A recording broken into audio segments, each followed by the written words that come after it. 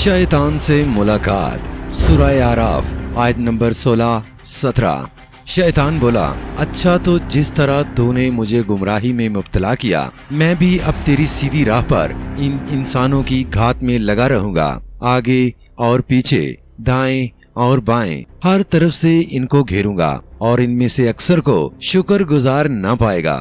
दोस्तों, ये है शैतान का वो दावा जो उसने अल्लाह के रूबरू किया था और साफ साफ बता दिया कि वो सिराते मुस्तकीम पर बैठेगा और इंसानों की अक्सरियत को गुमराह करेगा। लिहाजा इससे पहले कि शैतान हमें ढूंढे, हम उसके मुकाम की निशानदेही अभी कर लेते हैं, वो भी कुरान की आयत से। हमें ये तो पता चल गया कि शैतान हमेशा सिराते मुस्तकीम पर बैठता है, इसलिए हमें सबसे पहले ये देखना है कि सिराते मुस्तकीम है कहाँ। तो कुरान से आवाज आती है, सूरह इसरा आयत नंबर 9। हकीकत ये है कि ये कुरान वो राह दिखाता है जो हदायत वाली है। जो लोग इसे मानकर भले काम करने लगे, उन्हें ये बशारत देता है कि उनके लिए बड़ा अजर है। यानी सिर्फ कुरान ही वो राह है जिसे सिराते मुस्तकीम कहा जा सकता है। यानी जब हम कुरान को समझने की कोशिश करते हैं तो शैतान को वहाँ मौजूद पाते हैं और यहीं पर शैतान हमें गुमराह करने की पूरी कोशिश करता है। सूरह अनाम आयत नंबर 126। यही है तुम्हारे रब का सीधा रास्ता और उसकी तफसीलात उन लोगों के लिए वाज़ेह कर दी गई हैं जो नसीहत कबूल करते हैं। यहाँ भी कुरान ही को सिराते मुस्तकीम कहा गया है। मजीद ये भी बताया गया कि इस सिराते मुस्तकीम की मजीद और वाज़ेह तफसीलात भी इसी कुरान में दर्ज कर दी गई हैं उन लोगों के लिए जो नसीहत कबूल करना चाहते हैं। सूरह अनाम आयत नंबर 153। और ये कि यही मेरा रास्ता है जो मुस्तकीम है, सो इस राह पर चलो और दूसरी राहों पर मत चलो कि वो राहें तुमको अल्लाह की राह से जुदा कर देंगी। इसका तुमको अल्लाह ने ताकीदी हुक्म दिया है ताकि तुम परहेजगारी इख्तियार करो। नाज़रीन मोहतरम, इस आयत में न सिर्फ सिराते मुस्तकीम की तरफ न सिर्फ वाज़ेह इशारा कर दिया गया है, बल्कि इसके अलावा तमाम रास्तों से मना भी कर दिया गया है, क्योंकि वो अल्लाह के सिराते मुस्तकीम यानी सीधे रास्ते से भटका देते हैं। सूरह कसस आयत नंबर 85।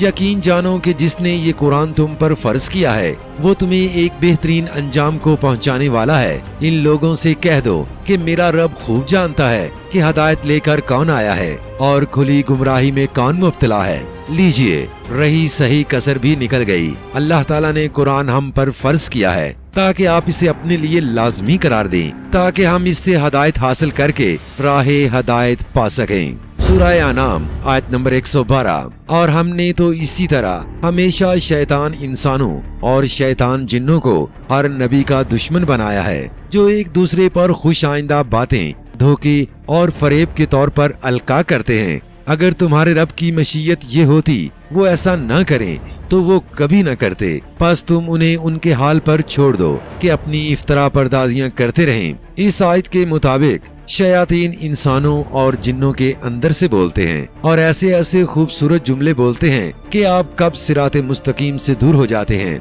आपको खबर भी नहीं होती। इन शैतान इंसानों के चंद जुमले दर्ज झेल हैं और ये हर दौर में मुसलसल बोले जाते हैं, जिनमें चंद मदरजा झेल हैं। नंबर 1, कुरान को समझना बहुत मुश्किल है। इसे समझने के लिए मुख्तलिफ उलूम का पता होना जरूरी है। नंबर 2, आप बगैर किसी आलम के कुरान को नहीं समझ सकते, वरना आप गुमराह हो जाएंगे। नंबर 3, कि आप बस कुरान की तिलावत किया करें और सवाब का ढेर लगाते रहें, क्योंकि कुरान के एक लफ्ज के बदले 10 नेकियां मिलती हैं। जबकि अल्लाह ताला कुरान में फरमाते हैं कि सूरह कमर आयत नंबर 17, हमने इस कुरान को नसीहत के लिए आसान जरिया बना दिया है। फिर क्या है कोई जो नसीहत कबूल करने वाला हो? शैतान की और अल्लाह की बातों में वाज़ेह फर्क आप इस आयत में देख सकते हैं।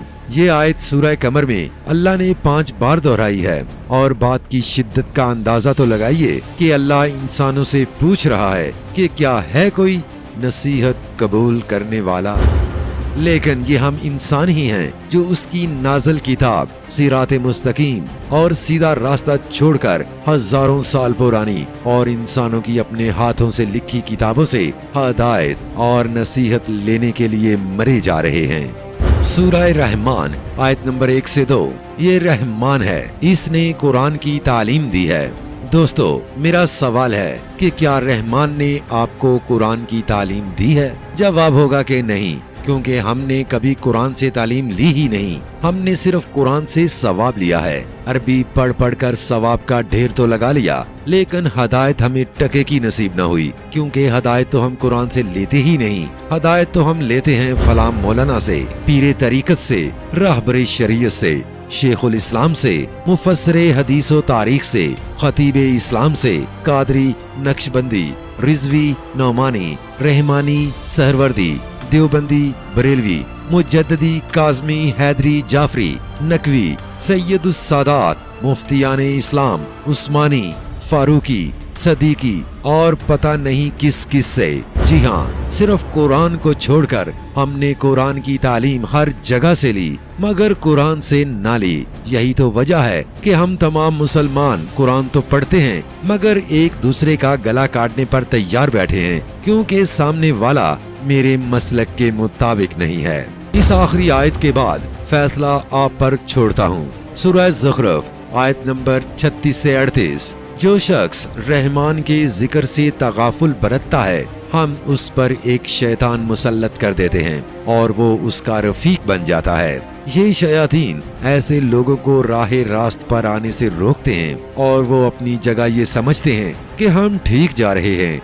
आखिरकार जब ये शख्स हमारे यहाँ पहुँचेगा तो अपने शैतान से कहेगा, काश मेरे और तुम्हारे दरमियान मशरक़ व मगरिब की दूरी होती, तू तो बदतरीन साथी निकला।